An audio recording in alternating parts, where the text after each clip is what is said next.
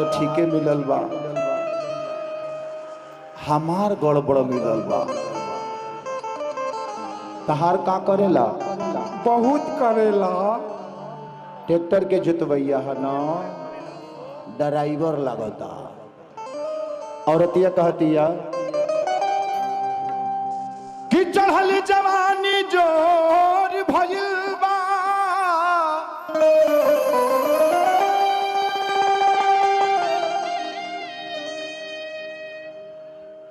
अनहरियाई घरवा जोर भइल बा।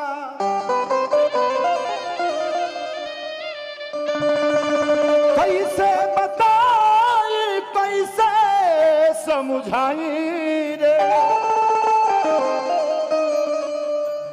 कि गोदी हमार लड़कोर भइल बा।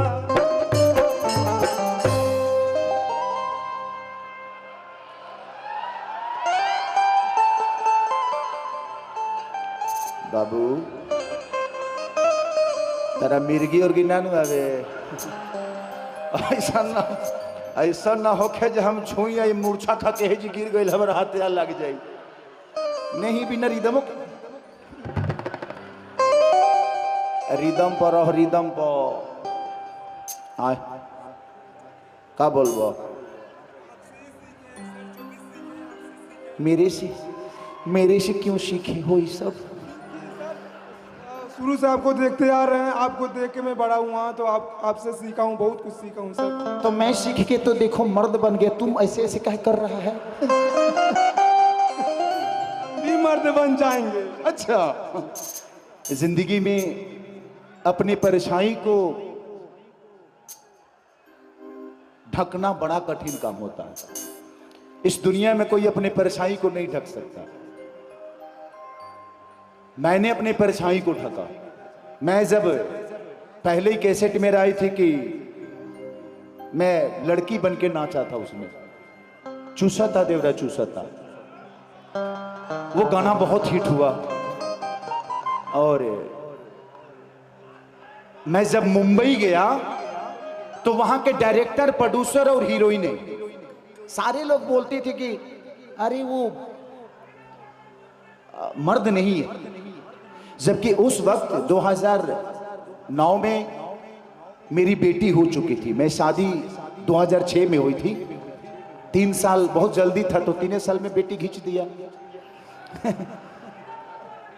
उसके बाद मैं स्टार बना, मैं शादी के बाद स्टार बना। तो वहां की लड़कियां भी मुझे मर्द नहीं समझती थी, लेकिन मैंने खुद पे इतनी मेहनत की। लोग कहते हैं ना कि खुद को इतना बुलंद कि खुदा भी बंदे से पूछे बता तेरी रजामंदी क्या है। और मैंने खुद को बदला। और भोजपुरी इंडस्ट्री में जब चलता हूं तो लोग कहते हैं साला इससे बढ़िया मर्द तो कोई है नहीं। तो जिंदगी में मुश्किल नहीं है कुछ भी, अगर ठान लीजिए करने की, अगर जज्बा आपके अंदर है ना, तो मंजिल का कोई रास्ता नहीं होता, मंजिल पाने वाले के लिए रास्ता होता है। तो जिसको मंजिल पाना है वो दुनिया में कहीं ना कहीं रास्ता बना लेता है। एक ना एक दिन आप भी बना लोगे। इतना तो जरूर है कि कल से यहीं के रहने वाले हो आप, बस्ती से आए हो, बड़ी सस्ती जगह से।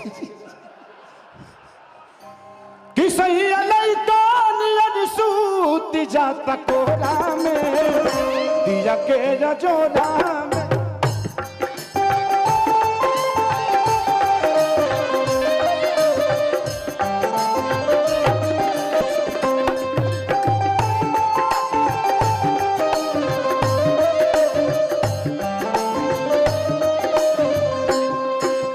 क्या करते थे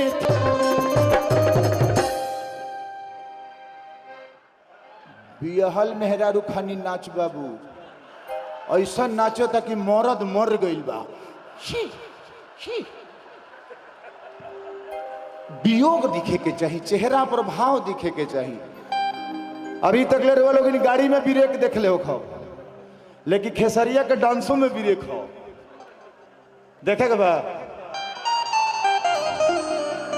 देखे के बा ब्रेक। इतना तगड़ा ब्रेक अपाची में ना मिली दूंगा, जानते नहीं। अपाची में ना मिली हजूर, अपाची में जौन ब्रेक हेजीबा किसे जिया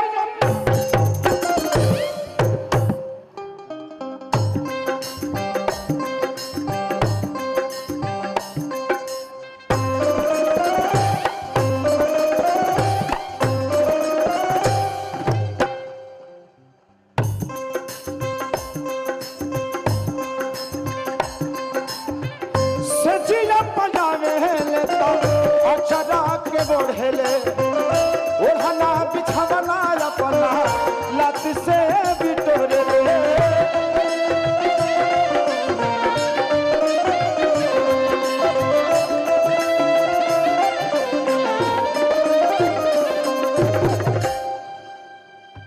सजिया पजामे अचरा के बोढ़ेले ओढ़ना बिछावना अपना लात से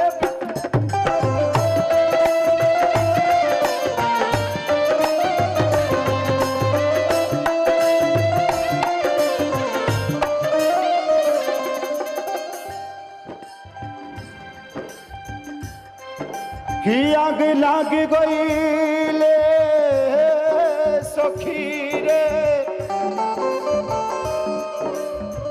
कि केतनो दूधवा पियाई भरी कटोरा में कि केतनो दूधवा पियाई भरी कटोरा में दिया के जोरा में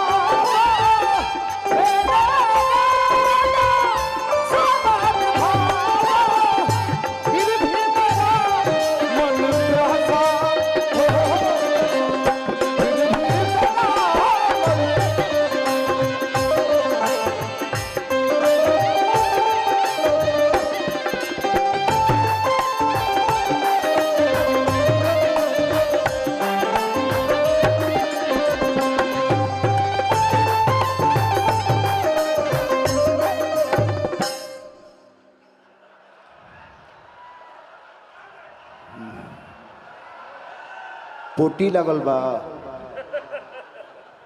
हेंगा हेंगा कहले हम कनी बेचैनी गैस तरह के जोड़ लगा देलस का और तिया कहतिया कि कृष्ण में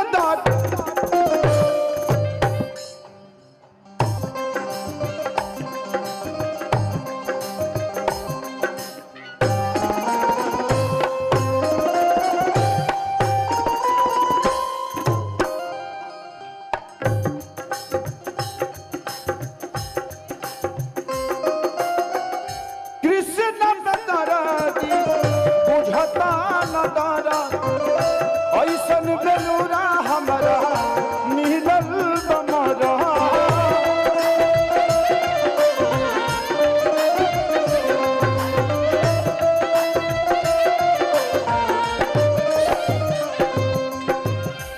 कि मनया लाग गइल बा सिन्होरा में देखया लाग गइल बा सिन्होरा में।